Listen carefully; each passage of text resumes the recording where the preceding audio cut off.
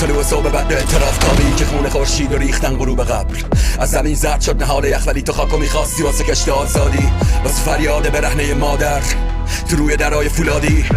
مینه خشممون ترکید چکید روی سر یه جمع تو انفرادی. ما فریاد زدیم خفگی مرز آزادی، زندگی تنگی زن رو زمستون و تنه بی درخت بود. ننوشتیم خفگی بس رو تو کف آسفالتی که داده با سنگ، آغوش آوازه با جنگ، با بوسه عشق تولد جنین آزادی تو قنداق تفنگ.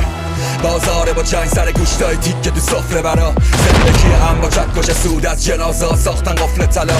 میفروشن به قیمت باج، به قدرت و امنیت میل به پدر. از ترس نبود حمامت، فقط احمقونه که رو کلش هیبت تاج به جا کشان دربار. استبداد مرزها از موج خروشانه طغیان سرما، ما رو از زخم جنازه هامون تشخیص برید فردا، واسه تغییر از مبنا ضد تبعیض و بی پروا.